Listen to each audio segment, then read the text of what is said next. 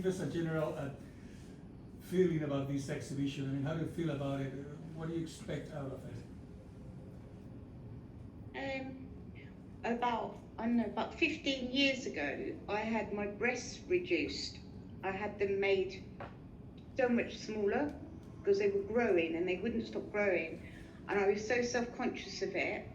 And I really thought that after the operation, having much smaller boobs, I really thought my life was going to change and everything was going to be wonderful.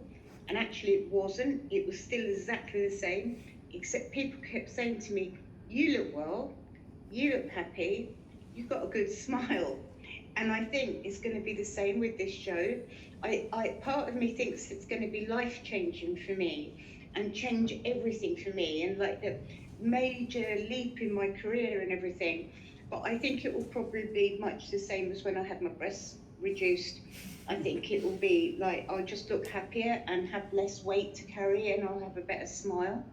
Actually, I just think it's like having this show is like, someone wrote to me today and they said tonight wouldn't be an opening, it would be a victory. And I thought, yeah, maybe they're right, because I never expected this. From my background, from everything, even everything I've worked for. And the fact that I'm alive, you know, most artists who have a show at the Tate Modern are dead, or then they're kind of not like me. And so I think it's really good for people from my background, from the fact that I left school when I was 13, the fact that I got into art school to do my degree when I was 20 without the qualifications, everything. It shows that you can do so. If you really believe in yourself, you can do something. And whether people like my work or not, or whether people like my show or not, that's not the point. I have a show on so people can come and decide for themselves. If they don't like it, that's their prerogative. The point is, I have a show there. I have a show at Tate Modern, and thousands of people will come and see it, and they will make their own minds up. Hi Tracey, it's Annie. Congratulations. There's so many insights in the show.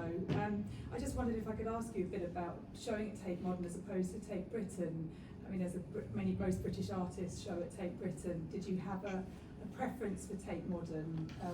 What does it feel like to be here instead of at Tate Britain? Well, Tate Britain, I think the gallery there is so beautiful. It's Rachel Whiteread's show blew me away because it wasn't what I was expecting, with all the walls empty, everything. It was phenomenal. But for me, I've shown at Tate Modern quite a few times. Britain. In a kind of like, my bed was shown there with the Francis Bacon paintings a few years ago. The Turner Prize, this, that, whatever. So in a way, and also I had a room there for a year, back in I think 2004, 5, 4, yeah. So it wasn't, Tate Britain wasn't like a challenge for me, and I had said no, and I was been focusing on all my shows abroad that I have in different museums. That's what I've been doing. And then out of the blue, I was offered Tate Modern, and I said yes. Well, first of all, I was hesitant because, you know, if I was 70 or 75, I'd sort of think, yeah. And so I had to really think about what I was doing. Is this the right time in my career to do it? What would I benefit from it? How would it affect me? You know, like sometimes when you do things too young or when you're not ready, it's not good for you. It's like, you know, I always say I wish I could do Venice again because I do it so differently. But you do things as you do them, as you're given the opportunity. And I feel now, especially after being so ill, and my big thing is like I keep saying, God, it's not like I'm lucky to be alive, but I keep saying, oh, I'm so lucky I didn't die. It's so brilliant I didn't die, because seeing this and witnessing this is quite phenomenal for any artist. Most artists will be dead. They'd have to, like me, I always said I'd come down and haunt the place and rehang things if I didn't like it. But to be alive and seeing this is really, for me, fantastic. So I feel like regardless of how people approach my show, what they think, it's good for me to see it. So I'm thrilled. I'm thrilled about it completely. And I think that there's not many British artists that are shown at Tate Modern. And I think Tate Britain has some of the best art and the best displays. At the moment, the Rothko painting with the Turners in the Claw Gallery is phenomenal. And the thing is, I wish Tate Modern and Tate Britain were mixed up with just one thing, and I wish there wasn't any segregation, because I'd love to see the pre-Raphaelites at Tate Modern, and I'd love to see, Jackson Pollocks in Tate Britain. So hopefully, I don't know, one day maybe that would change. Thank you. I have a quick question. My name is Margaret. I'm with ArtNet News. I was really struck when we were doing the curator walkthrough that one of the curators said that she was quite young and hadn't encountered your bed before in real life. And then it got me thinking about maybe like the next generation of women that might come to see this show. And I think so much of your work really deals with inhabiting a female body and also sexual assault. I wondered, have you thought about how it might really speak to the next generation, especially in this kind of like Epstein climate? I'm not being rude, but are you joking? It's all I think about. That's what my work's about. That's what my work's been about for the last 35 years. That's what I make work about. Not just the women of this generation, the women of the last generation, the women of the next generation. It's like asking me if I'm a feminist. Of course I'm a feminist. It goes without saying. Of course, I expect and know that young women, and not just young women, young men will also be thinking about what I'm saying and what I'm also what I'm advocating about, how we should think about these things, how we should look at things. And it's kind of, the Me Too thing really changed a lot for me, for how people perceive my work. Because previously people thought I was moaning and whining and sulking, when actually I was writing about teenage sex, rape, abuse, child abuse, abortion, all issues that women have to face and young girls face. And the reason why I'm making work about them is because I face them, I've lived through it, and I'm out the other side. But lots of people aren't, and lots of people need to know that there's a language and there's a way of expressing themselves. And also, when people come to my shows, they may have never come to an art exhibition before, but they hear that there's work about abortion or there's work about rape, and they come to see it because they identify with it. And then after that, they talk about it. They talk about their own experiences. It's not me. It's not my narcissism, me talking about me. I'm using me to voice what is happening to many, many people. So yes, I know, and I want young people to be looking at my work and talking about it and discussing it. I'm sure many schools will come as well, many schools, because my book, Strangeland, is on the school syllabus a lot of the time for 16 to 18-year-olds. And so a lot of young people read Strangeland, a lot of young girls. So I know that my work is discussed by a younger generation. Thank you. Tracey, it's Vanessa from The Observer here. You've got a lot of the attributes of being an establishment figure now with this show in your honour. What do you think about rebelliousness and art from the position you've got now? Is the art of rebellious people the thing that interests you most, or do you think there's room for everyone? No, I mean, down in Margate, we've got our, I've got my tier programme, Tracey Emin Artist Residency, with a lot of young artists working there. And a lot of them have a really strong edge to them, and they're very international and they have a strong edge.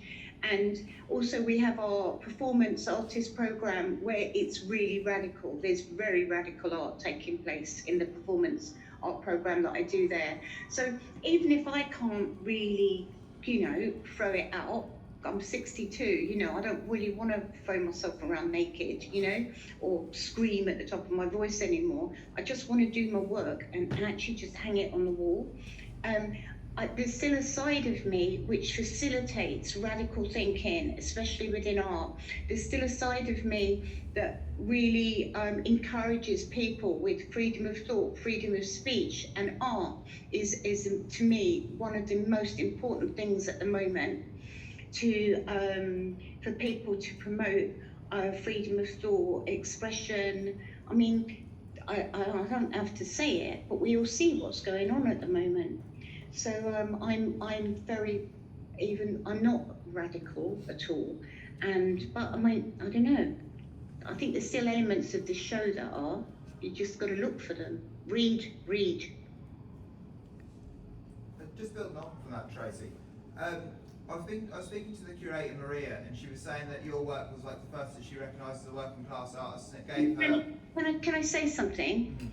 Right. So Maria has facilitated the show, and Maria brought in the show, which is so important. Okay, really important. But the show is actually curated by mainly Harry Weller, and the young people who are working on the show, the young curators, they've been working on the show, but they didn't actually curate it. Right. So they're young curators that are learning to curate. Maria is the overseer of everything. So, but it's actually Harry who did the major curating, which is really important. Cool. I just want to make that clear. Yeah, no, that's understood. Yeah, but she was just saying about your work in particular and how it inspired her, and she said it was sort of part of what made her feel like she was welcome in the arts. There's obviously a lot of barriers to the arts now for working class people. I was wondering kind of how you thought they could be broken down, and whether you think someone like you having a major exhibition does kind of show that there is a way. Well, the problem is you have to pay so much money now to go to university. And before, even when you got a grant, even when you got your fees paid, everything, people from very discerning working class families that work really hard, if their kids were brainy enough to go to university, they didn't want them to do art. They wanted them to be doctors or scientists or, I don't know, something else. So it was hard enough doing art in the first place and persuading your parents that's what you really want to do. So I started university when I was 20. My advice would be work, save, then go to university. It doesn't matter if you're 30 when you go to university. I think it's better to go later and be financially secure than the other way around, because there's plenty of things you can do with art. You can go to life drawing classes, you can go to City Lit, you can go to Kino cinema clubs, you can join, there's loads and loads of different societies, facilities and everything for art. Read art books, go to exhibitions, join clubs, do all of that whilst you're working, save up the money, then go to university. But even better, I think that student loans, I think it's completely unfair and wrong, and education is suffering so badly in this country, and there will be a terrible knock-on effect if it doesn't get changed. So I would say, but my big advice is don't let the fees stop you from going to university. I mean, otherwise it means only wealthy people are being educated, and that's having a higher education, and that's morally wrong, isn't it? It is. It is wrong. I went to a school where you did CSEs, which was Certificate of Secondary Education. I was supposed to leave school at 16 and get a job at Rovex, which was the toy factory where you made tiny trains and dinky cars, or get a job in Butlins or whatever.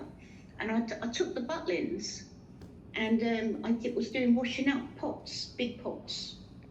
And the careers office sent me there.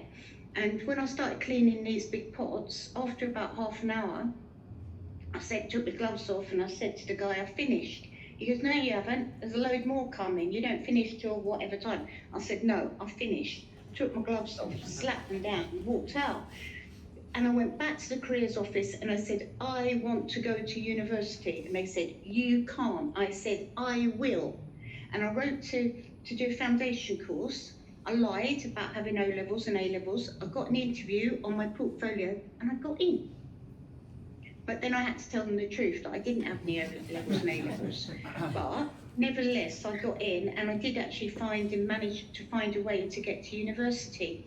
And I think that it's all set up to stop people like me doing well. Now I've got older, I sort of see it. I wish it wasn't like that. And it has to change. It really has to. People like me can become pop stars, but we can't become serious academics or artists or ballerinas or you know, piano player or whatever, you know? It's all right for us to be in a pop band, but it's not okay for us to play classical piano. Yeah, that makes sense. Thank you. Yeah. Just to elaborate on that, what gave you the courage then to break through all those barriers? Was there a specific moment or was it a trajectory? No, I couldn't do anything else. There was nothing else I wanted to do. I couldn't do anything else. I tried jobs, you know, like waitressing and different things. And because I'm sort of like very, I'm not like normal, ordinary people in terms of reading, writing, all of that kind of thing. It was all too much for me. I was useless. So the more useless I was at things, the better I was at art. And the more I knew I wanted to be an artist. The only two things I was good at was dancing and art. That was it. But with art, I knew I had to get proper training. I knew I had to learn to draw. I knew I had to go to art school. I knew I had to have a basic knowledge of art history. And I didn't have any of that stuff. So when I got into Maidstone College of Art, I just worked every single day. I got a first with distinction. And then I had a year out. And then I went to the Royal College of Art to do painting, which is really hard to get in, and it was really impossible then to cut. I went from printmaking to painting. So I pushed myself, I excelled because I knew what I really wanted to do. So there's other people that go to university that don't, when they're 18 or whatever, they don't really know what they want to do. They think, I could do this, I could do that, and they think, oh, I'll do this. Whereas it was never like that for me. For me, it was, I was only going to do one thing. And on top of that, I wasn't going to be a mother and I wasn't going to be a wife. All I've ever done is art, that's it. And is it because, bonjour, Judith, is it because of that you began so late to paint? I've been painting since I was about, trying to paint since I was about 18. But I went to the Royal College of Art and did a master's in painting in my 20s, in my early 20s, when I was 23. And I finished when I was 26, or 24 to 26. And then I painted, and then I stopped painting when I was pregnant. I couldn't stand the smell of the oil paint or the turps or anything. And then I didn't paint again until 1996, when I did the exorcism room. And then I started painting again in 1999, but very small and very private. And then I started again really properly in about 2001, but never showed them, big paintings. And then the first time I showed them, I think, was Venice, yeah. Venice, yeah. And really, with Venice, I had a whole studio full of paintings. Really big, giant paintings, but for some reason I know why I didn't show them, because I was having a show at Gagosian in LA and they wanted them. I shouldn't have listened. I should have just shown all my paintings in Venice. That's what I should have done. I made a mistake. So I've been painting seriously, really seriously, for like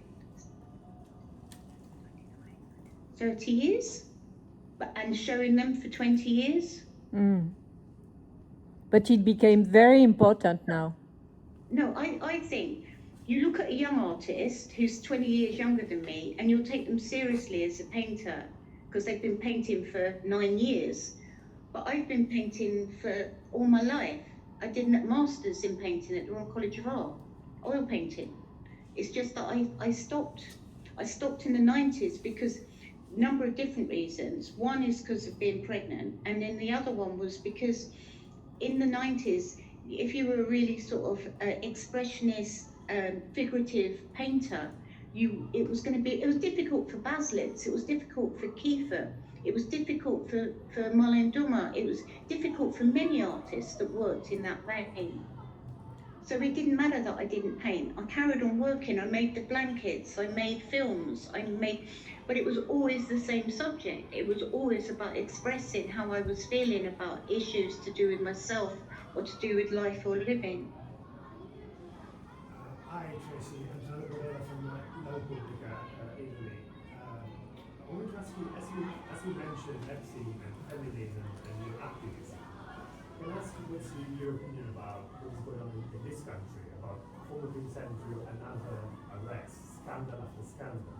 And a second one, if I may, as reform in the UK and the right are thriving in this country, also in your Margaret, if Farage comes here, is it the end of Britain as we know it? Well, first of all, I don't think you should put Epstein and feminism in the same sentence. I think they are a million miles apart.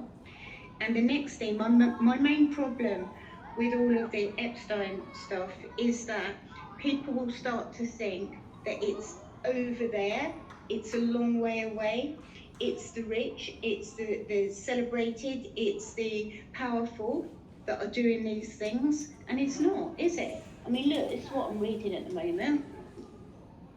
Yeah. And that happened to her in her village with everybody she knew. Grooming, rape, sexual abuse usually happens with people you know, not people you don't know. And it doesn't matter whether they're powerful or rich or white or black. It doesn't matter where they're coming from. It's happening everywhere all the time. And it's like feminism. People say, oh, like feminism's dead or something. And I said, what are you talking about? What about the person that's been trafficked, that's locked up in a cupboard around the corner, somebody's maid? It's happening all the time, everywhere. And child abuse has always been happening. I was at the NSPC, I did a lot of work for the NSPCC, like 15, 20 years ago. And I used to have to speak publicly for them. And I stood on a stage and I said, can anyone in the room that was sexually abused as a child, will they put their hand up? And people tutted and people muttered, and only about 2 people put their hand up. And in a room of 400, 300 people, that ratio is not possible. There's got to be a lot more people. And people thought it was wrong of me to ask people to do that. But it's like Charlotte says, if we're ashamed, if we carry the shame, nothing's going to get sorted out, is it? And people, it's not just the people who are abused, and it's the people who are abused not being able to stand up and stick up for themselves because they feel shame. They've been made to feel ashamed. And that's like everything. That's like abortion. Abortions will carry on, and abortions will be done wrong, and there'll be backstreet abortions, and there'll be women dying in the future if abortions get stopped legally. And the fact that someone would rather their daughter die from a backstreet abortion than have a legal abortion is absolutely insane. It's common sense that I'm talking about. And I'm not an activist at all, not in the slightest, not even in the tiniest bit. I'm an artist. I make art. That's why you're sitting there, because I've made art, not because I'm an activist. I'm not. I'd never carry that badge or anything like that. I'm me, talking about my personal experience. So going back to Farage and reform, somebody wrote the other day, criticised me, saying, what the hell did I know about immigration? I'll tell you what I know about immigration. My dad's Turkish Cypriot. My grandfather was from Nubia. He's black. And his grandfather got his freedom in Cyprus. He was a slave in the Ottoman Empire. So we're talking about a third generation who was a slave by the Turks. And then we're talking about my dad coming here on a £10 ticket in 1948 by sea to London. He was on his way to Australia, but got a message from his cousins to say he wouldn't get in because his skin was too dark. Now, nobody sees me as being an immigrant because my name's Tracey. My name is Tracey Emin. Emin. That doesn't really sound like a working class white name, does it? Because it's not. Because and then on my mum's side, there are gypsies. My whole background is so British. Everything about me is the epitome of what everything British is. It's mixed up, it's a bit of this, a bit of that. And I'm very proud of it. I'm so proud to be British. I love lots of it. But what I don't like is jingoistic, racist, bigoted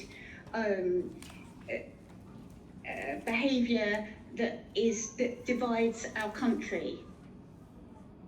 And I think that and in Margate, there's a lot of people, and twice Farage has tried to get into Margate, and it was a joke, he didn't get in. Because there's a lot of people there that are a lot more intelligent and a lot more politically astute than what, for some reason, than what people imagine. Just because it's the knuckle of England, the really hard. It's tough in Margate. It's really windy. It's really cold. There's 18,000 people are living below the poverty line, and a lot of those people are working. They have jobs. Margate's a tough place, but I'll tell you what's making it much better. Art is really changing the landscape of it, how people are reacting. There's more businesses opening. Everyone laughs at me, but there's all these vintage shops, restaurants, little cafes, art galleries, boutiques, you name it. It sounds bougie and sort of like gentrification, but all of that is giving young people who work there jobs.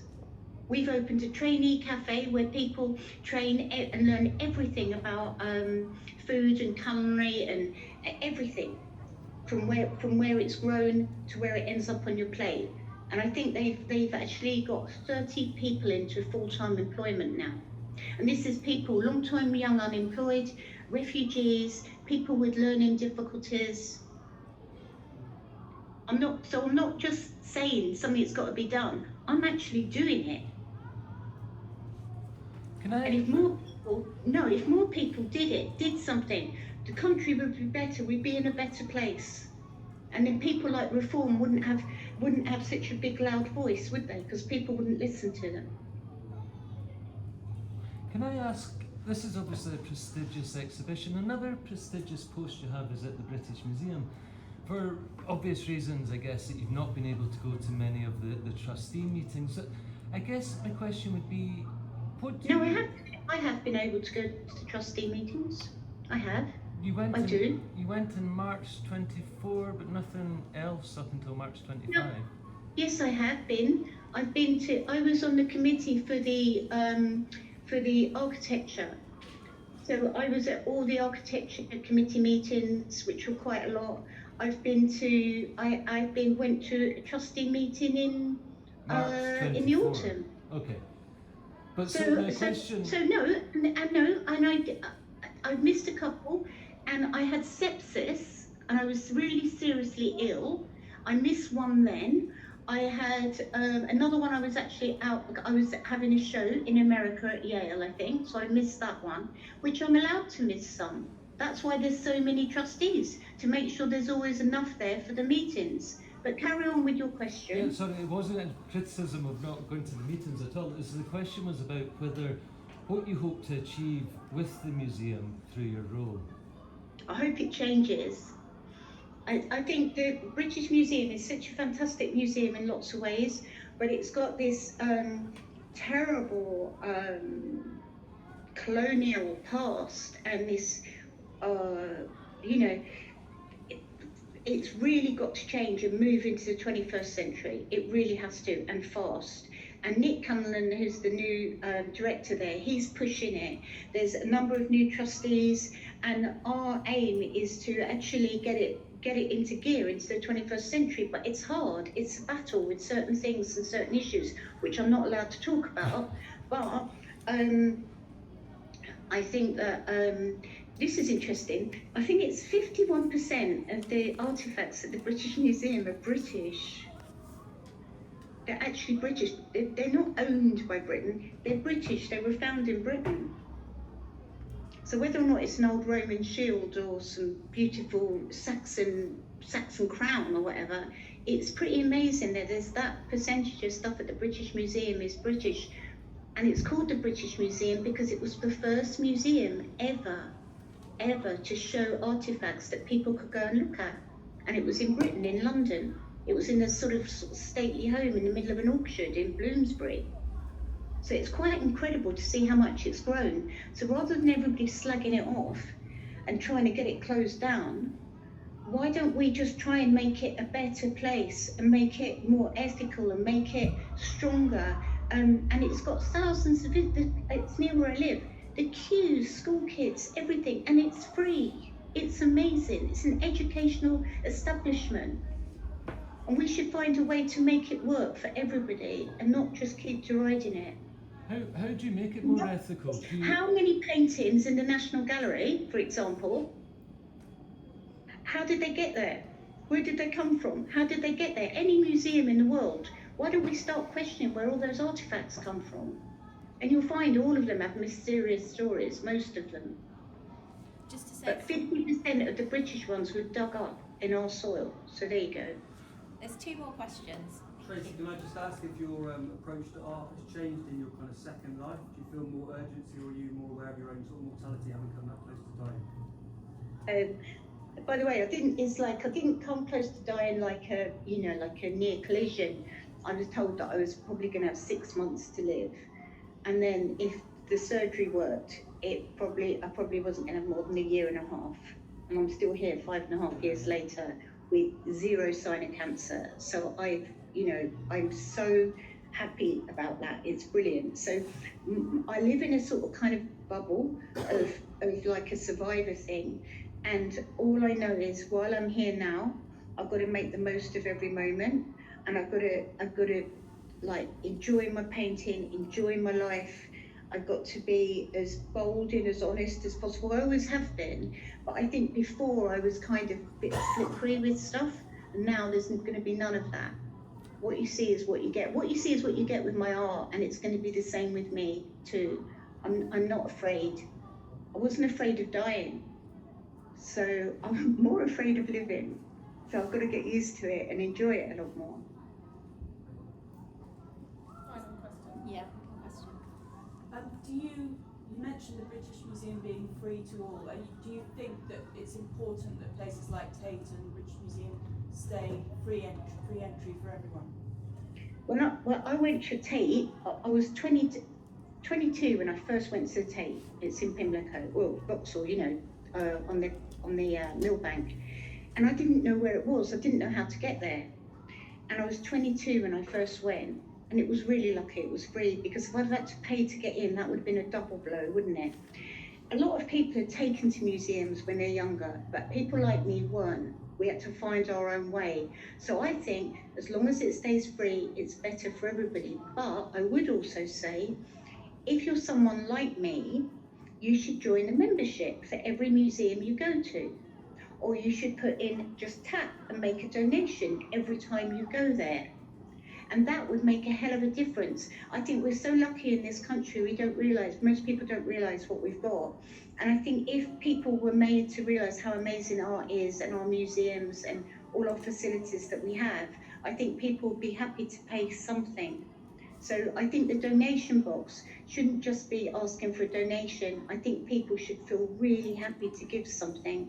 And I think anybody that's in a position to should buy a membership, because then it makes it easier for more people to go free and not have to pay.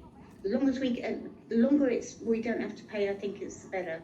But I think people should, in responsible positions, should start getting memberships. Not just for one museum, but every museum they can that they visit to. Thank you. I've thought about it. Anything else? One last one. I don't want to end on a kind of grumpy note. Yeah. No? Yeah. Hi, it's Anita from The Telegraph. Just on that last question, do you think that you're talking about the British Museum having this colonial past, do you think that stops people from diverse backgrounds wanting to go there? And what can you do about that apart from start giving those works back to the countries they came from? But you can't just give things back. It doesn't work like that. Otherwise, we could walk around the Tate Britain, and decide what to give back, or give everything back to it. Not Tate Britain, Tate Modern. It doesn't work like that. There's a level of responsibility for every museum to look after the works. And if you just give something back, you don't know it's going to be looked after, do you? It's much more complex. I wish it was easier, but it's not easier. And also, while we're here, I thought we were going to talk about my show, about my work, not about the British Museum. So can we end on the question about my show, please? What's your favourite room? What's your favourite room in the show? My favourite room is, I think, the corridor. The corridor with the photos, and the last room. Why the corridor?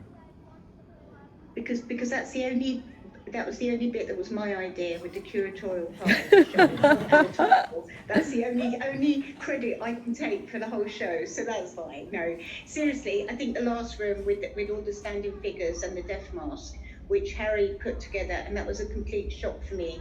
I was so surprised, because it blew me away. So I've never seen so many and there's about another 10 of those figures out in the world somewhere. And they're a thing that I paint regularly, which is like a strange self-portrait. So sometimes other friends creep into them, but yeah, definitely the last room, because when you leave the bed and you go into those 2 rooms of painting, I think you are lifted by it. You're kind of relieved, I hope. So, yeah. Can I ask you a question? What did you like the show? Put your hand up if you did. Is anyone not putting their hand up? No. No, good, right. I just wanted to see, because I just wanted to know. So good, brilliant. Well, we worked hard on it, and I hope it will. I don't know, I hope that it will inspire people, really. And I hope that it will give people the confidence to